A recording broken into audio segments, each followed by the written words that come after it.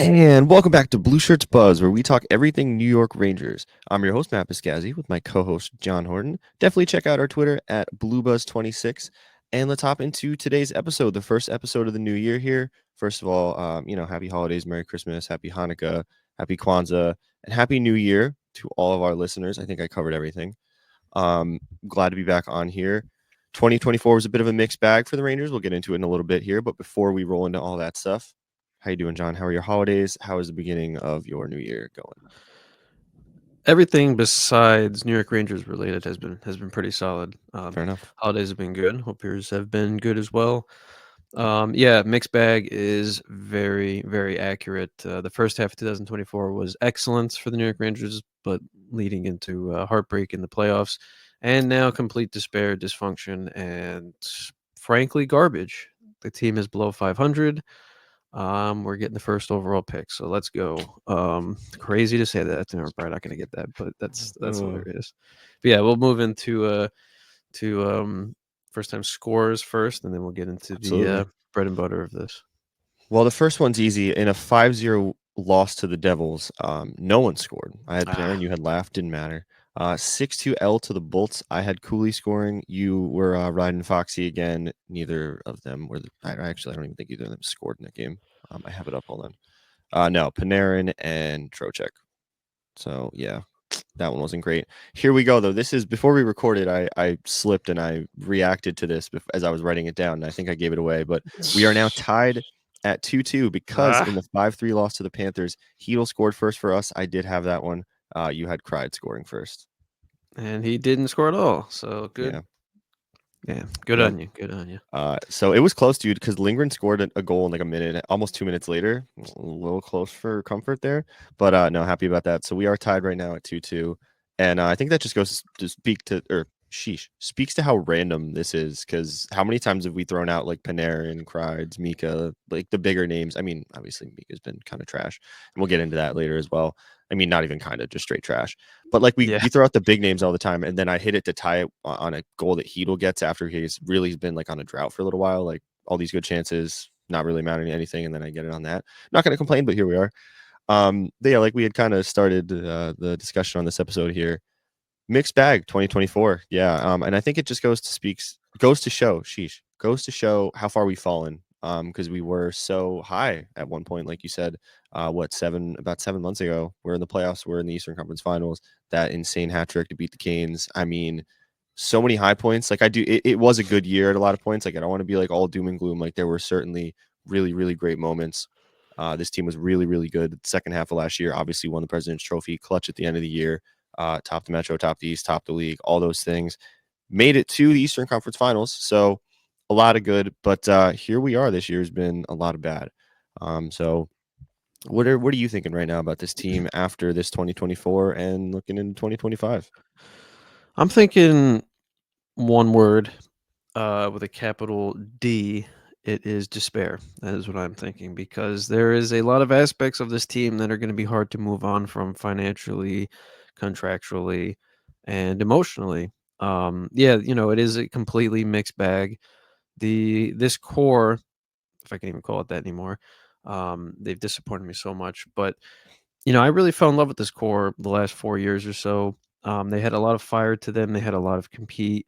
The things we're seeing now amplified to the max are the concerns we've had over the last 4 years, just small showings of it. Now it's on full display. Mm, And it was the kryptonite that we were worried about. I mean, going into the season, one of our biggest concerns was Mika Zibanejad. That was our biggest, like, what if weakness, and that completely came true. So too bad we didn't have money on that. We probably would be sailing away in a boat right now. So yeah, right now the Rangers in the Metropolitan Division, they are 8th, which for anyone who does not know is last place. 16, 19, and 1, 33 points. We are below 500. We are not a winning team coming off of a season where we were the most winning team with the President's Trophy. For anyone who doesn't know, the President's Trophy is given to the team with the best record at the end of the regular season. They started the postseason 7-0. They made it all the way to the conference final, lost 4-2, pretty horribly, honestly, not gonna lie. And yeah, Chris Drury, for the most part, you know, not entirely on him. There was a lot of players that just weren't out in the market as well, but Mm, decided to run it back, and that blew up almost instantly. The for sale sign on the roster, the leadership dissolving, key veterans playing some of the worst hockey you've ever seen in your entire life. And now we are where we are, and we have some tough decisions. The players have clearly given up on themselves, they've given up on the organization, and they've given up on the coach, Peter Laviolette, which we talked before recording. I think next week or whenever we're going to have a whole episode just dedicated to him because there's a lot to unpack with him, good and bad. I think mainly good, but mhm. nobody's perfect. But yeah, I do think it really is unfortunate. It's really depressing. It's really upsetting, and it's really frustrating, which is why I'm excited to talk about it and get my frustration up, but not excited as to what's going on. They play as we're recording this. They're playing the Bruins tonight. It's gotten to the point. I don't know about you, but it's gotten to the point where I don't even look to see who they're playing anymore because it doesn't matter. I just need to see like how certain players are doing. Igor Shesterkin is now on Mm. IR with an upper body injury. There was a play in the game before he was announced on IR where, for whatever reason whatsoever, I can't even comprehend why this happened and why he needs to go this offseason, even though I did go to bat for him this offseason, was Ryan Lindgren was skating with Sam Bennett. Sam Bennett put a shot on goal. Igor saved it. And for whatever reason, I can't comprehend it whatsoever. Ryan Lindgren decides to full body check Sam Bennett directly into Igor's face and derail the net and push him into the ice. Did that cause the upper body injury? Don't know, but it So was true. pretty They rough. never And tell us what it is. That's the they never hockey tell thing. us. Upper So, body, it literally could be, his chest, arm, yeah. finger, nose, what like face. I mean, So what do you like? Ryan Lindgren as a whole too. They're gonna do a whole episode on him. He has been abysmal defensively, physically, emotionally. He just needs to go. He needs to get off this team. And why would you do that? Like, what? Why would you check someone into your own goaltender? tough I play. don't. Especially Sam Bennett's a big guy. Like, you're just shoving him into your goaltender. So yeah, Igor Shesterkin is on IR. Not that it really matters because he wasn't really winning his games. He's been playing honestly not great, but I did see something today that helps paint the picture as to why. Um, this is a analytic thing as of the start of the 2024 season. Most high danger shots faced in 2024. So for the percentage of the way it's measured in shots on goal, high danger is basically right in front of the crease, almost in one of those three angles.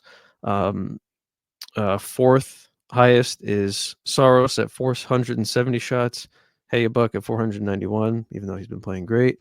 Mm. Second place is Jordan Bennington, 497. And first place is Igor Shesterkin at 500. So, We're not doing yeah. him any favors. No, we're not doing him favors. He's Nope. facing a lot of high danger shots. Yes, I have made the argument myself. Well, you're getting paid that amount, so you should be able to stop them. But we have a very, very dysfunctional defense in front of him. And Mhm. it is the age old saying that is the 100% truth. It's the reason why you're seeing one of the main reasons you're seeing the Kansas City Chiefs potentially three-peat this year. Offense wins games, defense wins championships every single time, probably now until the end of humanity. So when I see Mm. GMs do the complete opposite of that, it drives me through the roof. Obviously, you can't build a dream roster. Obviously, you can't hit on every defenseman. Right now, the Rangers have some of the worst defense in the entire league. And the last thing I'll point out before I pass it to you, and your opinion on this, is something that I shared with you when we were together the other day. Mm. Um, ranking of the left defenseman and the right defenseman. The six total that we have on the ice more often. The left defense and where it stacks in the league is 31st. And for anyone who doesn't know, there are 32 teams in the NHL, so that is the second worst. Ryan Lindgren, Keandre Miller, and Urho Van Vakanainen. Yeah, yep. Uh, they are the left side. Right side ranks 13th. Not terrible, but that's mainly because Adam Fox is on the right side. Yeah. Will Borgen and then Braden Schneider. Yeah, so long-winded thing there. Pass to you on some of your reactions to this, what you're Mm. thinking, if you're on that ledge, whatever it might be. Fair enough. I just Disappointed when you said the D, like capital D. I really thought you were saying disappointed, because that was another word you could use to describe this year, this whole year. Honestly, the way that we've gotten to this point, like I'm always trying to be the positive energy. Like I think you could just throw like meh out there, or like would be like the word. It's hard to be excited about where we were earlier in the year because of where we are now, and just to see that decline, and it was so steep. It's not like this was a gradual decline. Like you had said, we've seen small issues with this core in the past few seasons. We've talked about them, and some people have been a little bit more worried about some of the smaller things. Some people haven't, but here we are. The culmination of these kind of small little things over the last few years are really now on full bore and full effect. The lack of motivation, the lack of drive, the leadership not being there.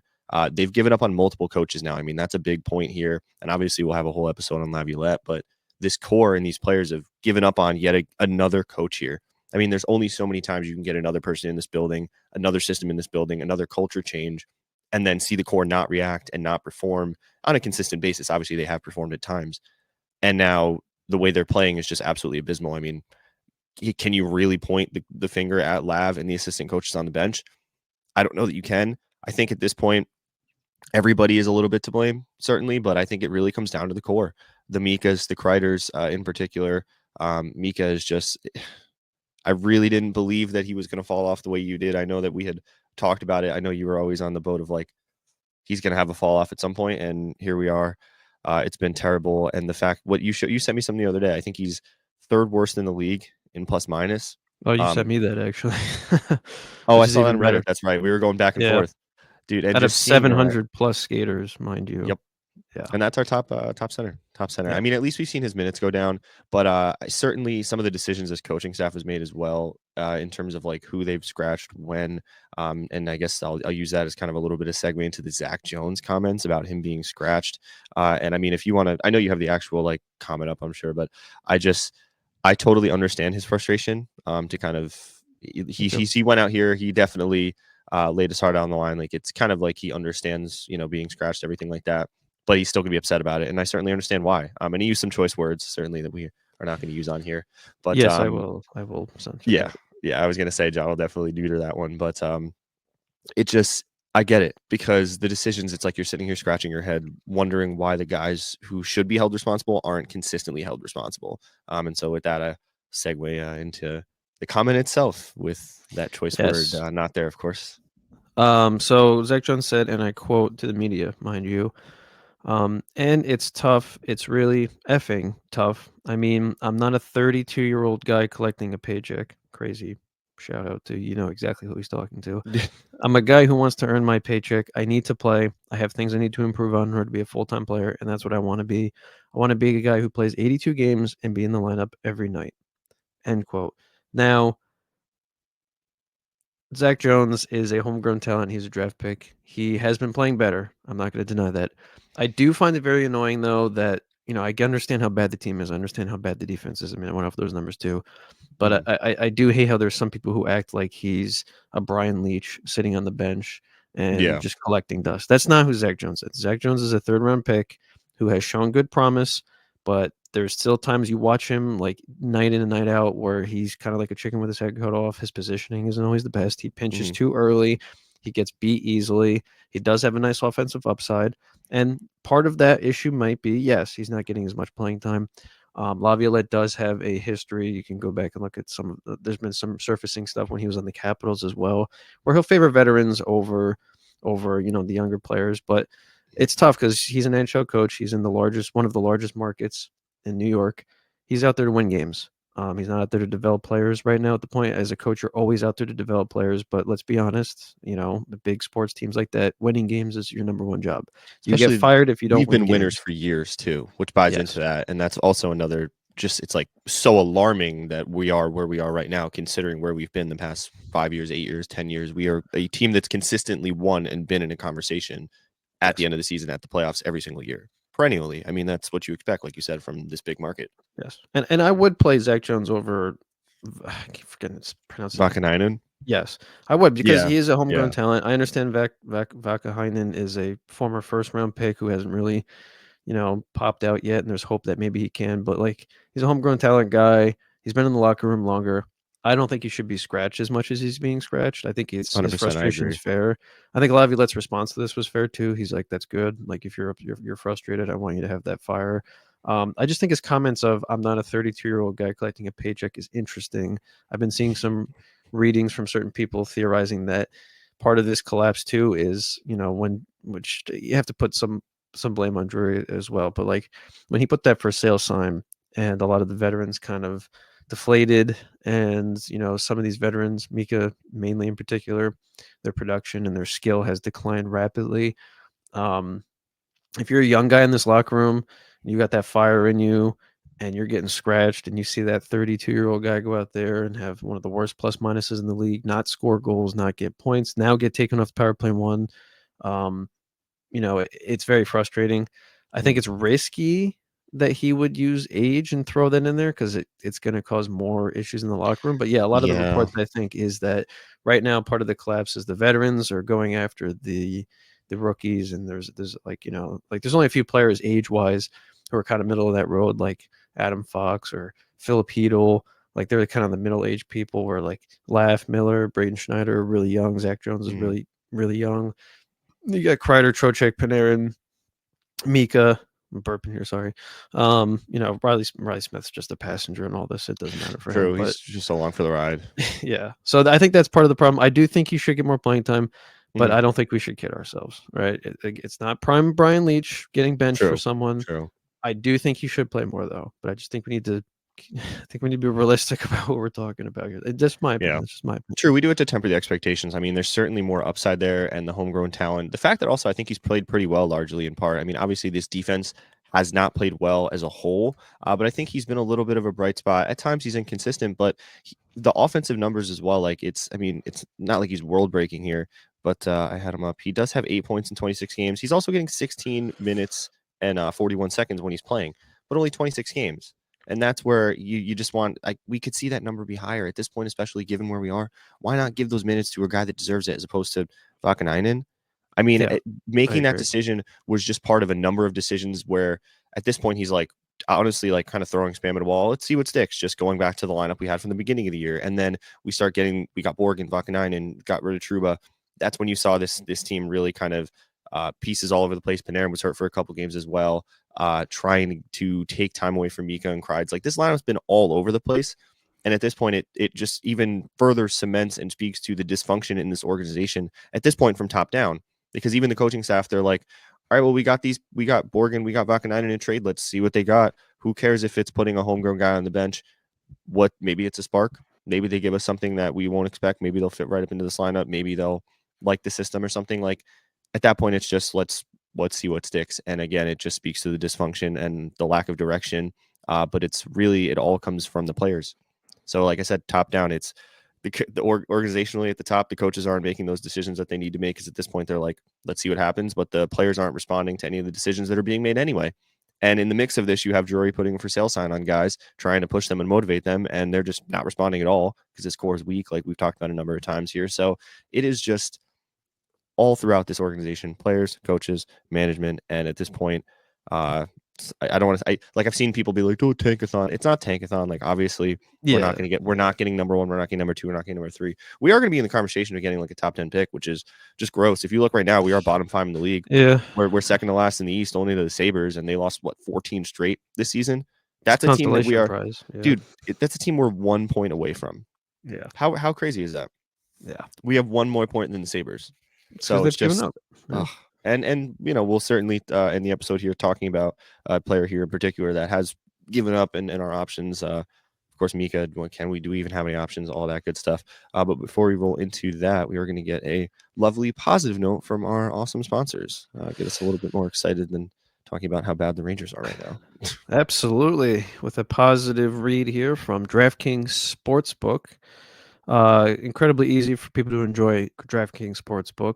First timers can get started by downloading the DraftKings Sportsbook app, and you can try betting on something super simple like picking a team to win as well. And if you're new to DraftKings, new customers can bet just $5 and get $150 in bonus bets if your bets win. I think you should do it. You should definitely give it a shot by going and downloading the DraftKings Sportsbook app now and using the code THPN. That's code THPN for new customers to get $150 in bonus bets if your bets win. When you bet just $5, only on DraftKings. The crown is yours. Please and thank you. You will not be disappointed. And there is nothing quite like the experience of a live NHL game. The chill of the ice, the sound of a big hit or a slap shot. Every year I try to get to as many games as possible, and this year, with Game Time, it'll be easier than ever. Game Time has tickets for all sorts of live sporting and music events too, not just the NHL. And with Game Time picks, you can get the best deal in the shortest time. Right now, there's a ton of deals on there for you, your family, and your friends to check out. You can download the app and buy tickets right from your phone. Game Time also has great features like panoramic seat views to make sure you love your seats before you buy them, the Game Time lowest price guarantee, or their ticket coverage that provides the most flexible customer service policy in the industry. Take the guesswork out of buying tickets with Game Time picks. Download the Game Time app, create an account, and use code THPN for $20 off your first purchase. Terms apply. Again, create an account and redeem code THPN for $20 off. Download the Game Time app today. What time is it? It's game time, baby. And thank you again. A lovely word from our sponsors there. But like I said, that was a little bit of a positive note on a very bleak subject that we're going to get into here. And I'll let you start us off on this one. I know you are certainly very passionate about this one. I know this has been a long time coming for you. So Yeah. here we are, unfortunately, guys. But skip. Yep. Yeah. So Mika Zibanejad has gone from one of our single best players to our single worst players. The past couple of years, besides the shortened season, he had 81 points, 91 points, 72 points. And now he has 21 points in 36 games, and he is a minus 22. He actually has the same points as Laugh, which I'll get into him later too as well. He's really been pissing me off as well. He's been a non-factor. He's got 21 points, 36 games, 9 goals, 12 assists. His last 5 games, 0 goals, 0 assists, 0 points, and just a -1 here and there and a +1 here and there. Pick it up, Laugh. Pull your head out of your ass. Like, we signed you. You've shown a lot of fire. I was finally coming around to him. Like, you know more than anybody, especially off the mic here. Like, I've really been out on him for a while. Like, I was even thinking like buying a jersey. He's pissing me off. Like grow up and let's play some hockey. Anyway, back to Mika Zibanejad. He is 31 years old, about to be 32 years old. He has played. The only reason I say this because I think it has something to do with his age as well and just decline in play. He has played 884 games. And I was talking to somebody on Twitter about this too. And I was like, man, his decline like really needs to be studied. It's really interesting. And someone was like, well, he's played 884 games. Like, he's in his 30s. Like, it kind of makes sense. But like this drastically, kind of tough. He's always had the stigma of being a power play merchant, and now you're kind of seeing the issue with that, unfortunately. Mm-hmm. Not to take anything away from him in the past, but my God, like, and he wears an alternate captain A, and he just doesn't care anymore. Like, not only has his skating been horrible, his shot has been just wildly inaccurate and bad, which we kind of saw the decline last year. Like, these signs we saw it last year a little bit, and there was talking points, but the Rangers were just doing so well that the blemishes were kind of being hidden, and now you're just seeing the full, blown aspect of it. And he signed a very long contract. It's like impenetrable somehow. But at the time of the trade, he was great. He's shown a lot of fire for us. But right now, the lack of good play, the lack of offense, and now the lack of defense. Last year it was like, all right, a little bit of lack of offense, but at least he still has some of the defensive metrics. Now it's just a lack of everything across the board, including leadership, including the fiery emotions you usually used to see from him. In the locker room, he looks, uninterested. He looks, pale and bland and boring. When he's on the ice or on the bench, he's just kind of sitting there, just like whatever. Like, he's just completely checked out. One of the last games earlier this week, against the Panthers, when he did that crazy, wild, unnecessary, no look back pass in his own zone to whoever that got instantly picked off and instantly turned into an own goal. You know what he does? He skates over to the bench and he picks up the iPad to watch what happened. You need to pick up the iPad You need to to see know what what you just need to. You want happened. to like watch that? Are you serious? Yeah, I watched that and I was like, you got to be absolutely effing kidding me. I was like, you need the It's clear iPad as to day, know what you brother. just did. Yeah, like, what you did. And is that like just to like pretend for people like, oh man, I got to go see, like, what I did wrong. Like, I don't mean to just like come up with negative reasonings as to Mhm. why he's doing things, but he's leaving me no choice. He's leaving us nothing else to work with, Yeah. and he just like sucks. And it's terrible because he's paid and he has been played as one of our top players. Like, it's taken Laviolette this long to take him off power play one time to reduce his Yep. ice time. The only thing that he hasn't done is scratch him, which, newsflash to people who keep calling for it, and Laviolette knows this, it's not going to do anything. You healthy scratching him and benching him for one game is not going to do anything. He physically cannot play at the level he once was, and I don't think he wants to. Like, he just doesn't show it. Like, people always Mhm. bring his personal life into it, like, oh, he had a kid, this and that, like, and he likes to DJ. Like, that has nothing to do with it. Like, you got to keep that separate from this. Like, there's tons of people who have kids and still play hockey. Like, don't go Yeah. after his personal life for that. Just look at his on ice antics of just being horrible. And I'll go into the unfortunate reality of, if we can even move on from this guy after, I pass it to you, see how you're feeling about him. Yeah. Maybe you're more upset, more angry, whatever. Maybe you love how he's been playing. I don't know. I More mean, just like sad. Like at this point, just like it's sad because like you had kind of highlighted in the intro to the segment, he means a lot to this organization. Since we brought him in from Ottawa, he's been a guy that fans have rallied around. He's really done a lot of really good things for us. He's been a lot of fun to watch. Certainly, the power play merchant stuff was always a topic, and we've kind of seen that rear its ugly head. But we've also seen him, like you said, just decline at this point and not really give us much of anything else. Anyway, I don't even think it has anything to do with the power play or 5v5 at this point. He's not doing anything right. The fact that we're missing like what used to be key aspects of his game as well, like he is so in his head. I mean, think about how many times we saw the Mika slapper before this year. And then obviously last year, I think we saw him missing the net a little bit more. We talked about that a lot, but he was getting those goals and he was scoring on the power play, getting those one timers. And where is that? Because every single time he gets the puck on his stick, he's been fanning on one timers like nobody's business. When he hits them, they're off the glass, they're out of the ice, they're easy glove save. I mean, it's there. Where's the danger? And then he's not even like doing those feints and fakes and things and getting those like slap passes off to Crides. I mean, we've seen him off power play one now because we don't even want him on that unit anymore because he's so indecisive. And then when he does commit to the plate, it's not there. He's not able to make it. And these are, like I said, key aspects of his game, things we've seen him do over and over and over again. I mean, how many times have we seen him rip that slapper or hit that slap pass to Crides? That's got to be like bread and butter automatic to him. And the fact that he's not able to even make those plays to the point where he's off power play one, I mean, if that doesn't speak to the yips, the ultimate yips, just the fact that he is just so in his head, he can't even do the simple things right, the things that he's so used to doing. And it's like, I don't, I'm sure the personal life is weighing on that. Like maybe he is distracted, he's doing his music or whatever. And like the kid, that's a lot. You're staying up late nights. Like I'm sure there's a whole bunch of things that are contributing to this. But regardless of those things, like you'd said, you kind of have to figure that out. I mean, you're a professional player here, you're getting paid millions of dollars. And we've seen him play at a borderline elite level for years and be a staple in this organization. So that's why I'm just sad. I'm just really sad to see this happen. And like you're, going to get into here, we don't have a ton of options in terms of moving him. To move him, we need him to agree. And it's like, why would he agree? I mean, like you said, you could bench him, you could scratch him.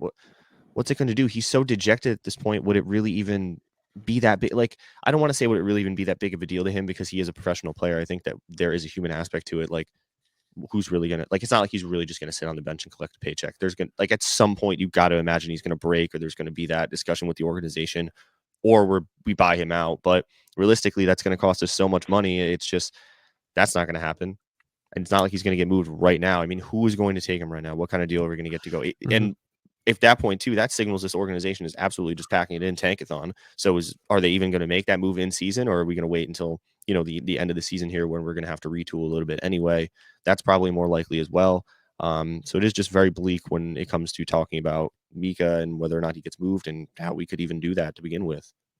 Yeah, no, absolutely. Yeah, and to your point, like, which I'll get into, all the financials of moving him, how it's Mhm. almost impossible. But yeah, if you got to think as another GM, why would you take him and his contract on?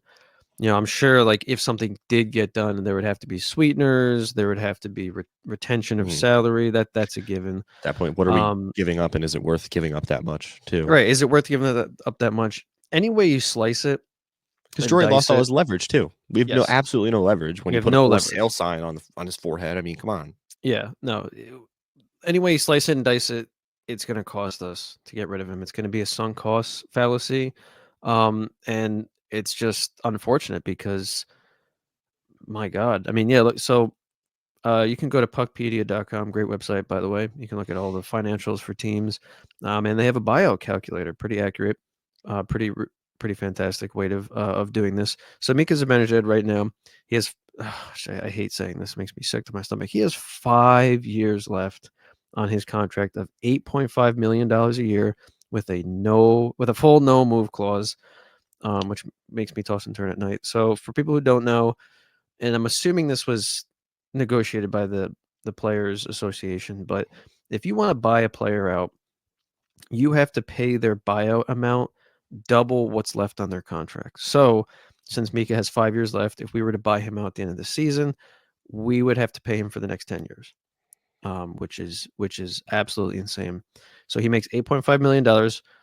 You have the base salary, the total salary, the signing bonus, annual buyout cost that gets added on top of that. So he makes 8.5 million a year. If we were to buy him out for the next 10 years, the Rangers would have to pay $7.83 million in dead cap. That's Yep. $7.83 million that goes to nobody on the team. That's completely tied up and you can't use towards a new player. And we would only have $667,000 of savings to buy new jerseys, maybe. And so at that point, in terms of buyout, it's like buyout proof. You don't want to do that. Yeah. You It's don't want not to do that at all. happening. That's terrible. So Especially there's too much term left on that contract. We're there's going to commit to way that too dead much cap for term. 10 years. It's just not happening. You'd have to wait another 3 years minimum. So then it's like only 2 years left. So that's 4 years of a buyout cost. And on top of that, there's only two options that I see right now for Mika Zibanejad and the New York Rangers as an organization. It's either A, which seems very unlikely right now, he completely turns it around. He pulls his head out of his butt. He goes on some spiritual journey. He does some crazy athlete recovery program, whatever you want to come up with, and he starts playing like himself again, right?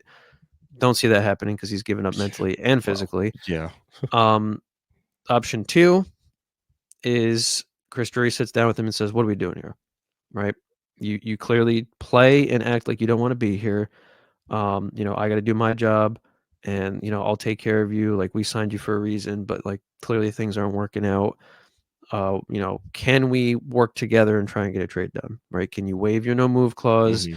Can I get you sent to a place maybe that will take you and you can play the rest of your contract out? Whatever you want to do, blah blah blah.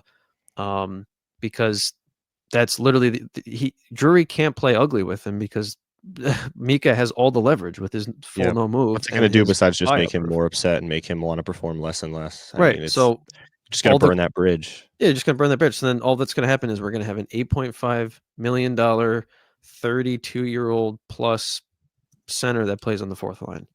That's a complete waste of money. That's just sitting there doing absolutely nothing, who's also going to be a cancer to the locker room. Not that I think he's a cancerous guy, but if he's going to play dejected and not care and everybody else is trying to True. It's win not and going to be a perform, positive influence in that room at it's not going all. to be a positive. No. And the only other option, the surprise option that could come out of nowhere is Mika retires. That's it. That's literally the only three options I could see is just, and that last one I just threw in for fun because it's just completely unrealistic. Because it is technically an option, but like, I mean, yeah, It unrealistic, is. No, yeah, obviously. it's just But completely yeah, unrealistic because why would you do that? I just hope that Mika, you know, is as honest with his words as he has been with his actions at the end of the season and is like, I don't want to be here. Like, we need to mhm, figure out how to move this. true. Because why, like, yeah, he's a professional athlete. I can't see him wanting to just collect a paycheck and sit on the bench or be on the fourth line and play 8 minutes a night. He could do that, which is horrible and Mhm, would make. And the other thing I'm sure he'll factor in too is like the fans would hate him. Like if he did that, like the fans would throw true. things at him, spit at Yeah. him, like boo him whenever he's on the like. So I don't know. I just obviously as a human being and as a major fan of this team now and forever, I hope for option one, like he turns it around randomly Yeah. somehow and just like picks it up and then things are amicable at the end of the day. And or option two goes well. Like it's a mutual agreement, like I gotta get out of here. Chris Drury's like, thank God, like yeah, we need to get you out of here. Whatever it may be. Mhm. Or actually here's a fourth surprise one too. Gary Bettman retires tomorrow. The new GM comes in and the cap goes up by 10 million. There we go. Then it won't matter as much, and it'll be like whatever. You can make 8.5 million on the fourth line, and we'll go get players who want to be here. That's. I've said my piece on that. That's what I'm thinking. Fair enough. No, I mean, I agree with you as well. Just it's option two is the much more likely and honestly probably the only way it happens. Realistic. It just that's it. I don't know. I mean, obviously, you pull for option A, but what is he going to do? He's just going to magically just like that in the midst of all this chaos, in the midst of him being so far in his head that he can't even string two passes together. I mean, it just seems very unlikely. I would love it to happen, but then where does that even put this team? Are we just are we going to pick it up right now in the second half? Are we going to be a competitive team? Like it's very unlikely, especially Igor going on the IR. He hasn't really been doing us a lot of favors, but platooning Quick and Deming, does that really sound much better? So it's just very bleak. It's very bleak from every single angle. And unfortunately, this offseason is going to be really telling on what the next few years are going to look like for this organization, because it's not like anything's really going to happen with Mika wise, at least in season. I think there's other pieces like it'd be nice if we could get rid of Lindgren, but what kind of leverage is there, especially because we're going to retain some of that salary anyway. So what does it really get us? Maybe a draft pick or something like that, or another young defenseman to just kind of throw in the mix. But really, is that even worth it at this point when we can just kind of let this roster sit and then make the moves in the offseason when we know there's moves coming in the offseason anyway? And that, like, at this point, is Drury really going to try and make all these moves as well? Because you've seen him kind of get burned by throwing the for sale sign up and forcing these moves and basically letting every single person know that, oh, you want this guy, you want this guy, you want this guy. I'll listen because I don't want any of them. I mean, obviously he's not saying that, but it just sends off a bad message, right? It does. It's a bad vibe, and it again just speaks to the dysfunction in this organization. And oh, by the way, where's your leverage at that point, Drury? So is he really even going to want to make a bunch of moves in season here as well? Like, I don't know. It's very bleak. And I guess to just kind of continue the streak of bleak, I would look at our schedule of games coming up. You know, try and predict the first time scores for these. I Yeah. mean, Yeah. oh, Absolutely. because this is just Absolutely. I do agree with you, and I'm sure we'll have a whole episode too of like there's a bunch of 1-year contracts coming up, mhm. keep them or let them go. I do think with some of the players that are like really bad and that you don't want to re-sign, i.e. Ryan Lindgren, I think it's better to try and ship them for something at the trade deadline. Like don't If just we let can them get walk for anything, yeah. nothing. Yeah, don't let them walk for absolutely nothing. Like even if we get a 4th round pick, just get something. Just salvage something from the guy.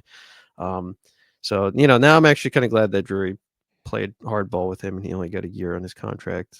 Like, True, when I he know. signed I was last season. when we were talking about signing him, I was like, please sign him to 2, 3, 4, or 5. Like, Yeah, yeah, me too. Yeah, bit of a conversation there, but yeah, like we definitely wanted to keep him because it was like, especially the chemistry between him and Fox. But obviously, we've seen that he's not truly that top no, defenseman, and the injury history and everything. I mean, he's just been abysmal. yeah, and he's like, watch how bad I can play. So yeah. Yeah. Anyway, to the fun, Well, to the fun, let's to the say fun. the first game here, we are playing the Bruins tonight. Those of you listening will obviously know how the game goes and whether or not we're right. Who do you think is scoring first in the Bruins game? I think Peter Laviolette is going to be my first goal scorer. Um, what's the new athletic trainer's name? Maybe I'll throw him in there, and maybe Yeah, he'll be a first time scorer. Danny No, is going to get out there and win a face-off. yeah. I'm gonna go. I'm gonna go with Vincent Trocheck because Laugh has Okay. been pissing me off. So Well, to your point, I'm going to go with Laugh. He's got to break it at some point. He's got to break the streak at some point. I hope so. Right? I hope so. First overall generational pick.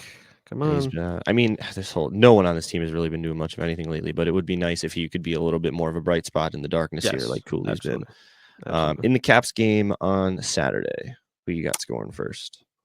Oh man, I want to say Chris Carr could be a whole episode too. Honestly, we should do a whole episode of him because we love him and it just I sucks. do love him. I don't. Father time, and their emotions are getting to him. I think. Holy mother of God! I'm gonna go with Filipino. Phil, okay, okay, I like it. I like it. Try and beat you at your own game. Well, my game is going Cooley in this one. All right, That yeah, Caps game is you're going to be definitely gonna win tough. that one. Yeah, that's Well, yeah.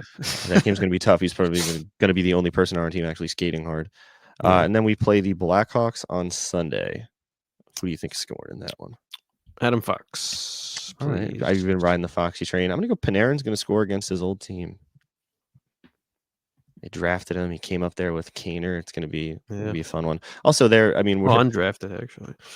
But yeah, oh, that's right. Oh my god, I always forget about because that. he's That's Russian. crazy. They were like, Yeah, "Yeah, we don't want you." that's crazy when you look at how good he is.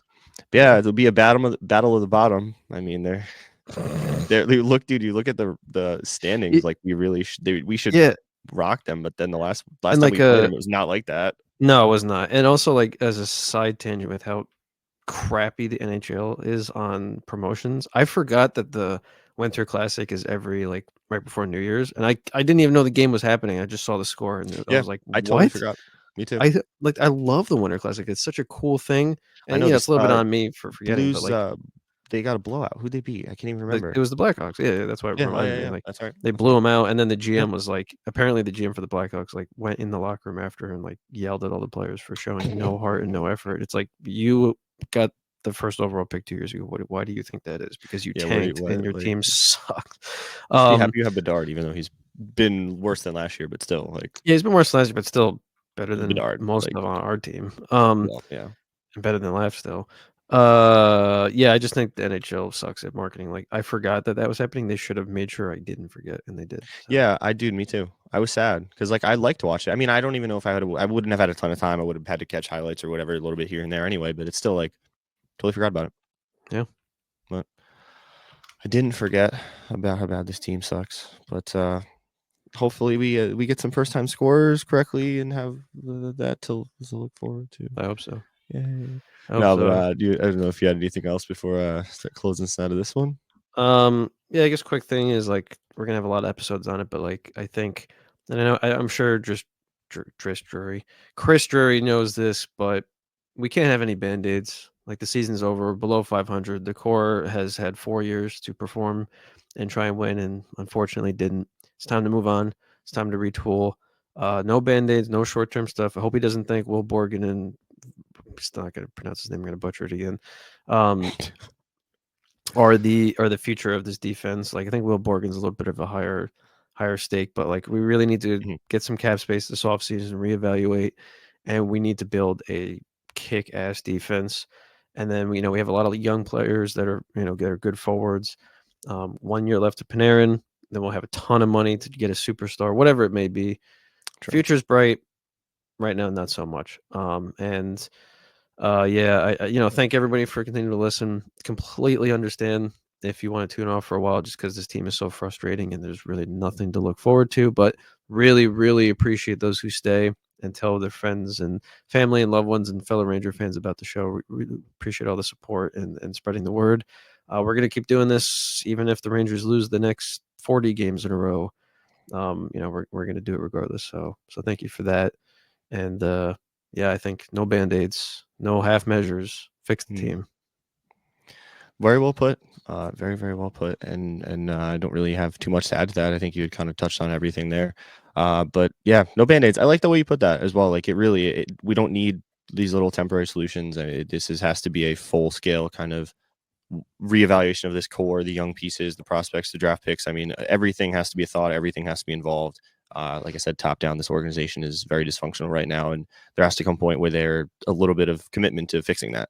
So hopefully, we see that happen in a positive way, and we have fun stuff to talk about, regardless of if it's great or not, or this team starts winning or stays in the bottom. Like we probably will. We'll be here. We'll be chatting. We'll be getting this out there for you. We do still love this team, and we do want to see them succeed. So hopefully, they can show us that at some point. Like you said, I think the future is bright. It's just about getting there because it looks very, very bleak right now, given the way this team's performed. But yeah, thank you all for our first episode here in the new year. Another year starting here of Blue Shirts Buzz. Like I said, we'll keep bringing you guys all the good content, and we really appreciate all the love and support, regardless of if you are here all the time or just when this team is awesome and fun to listen to, or if you're here when they're bad and fun or just bad, whatever the combo is. We appreciate all the love and support, and we will keep turning content out for you guys. So thank you for another great episode here, and we will catch you on the next one.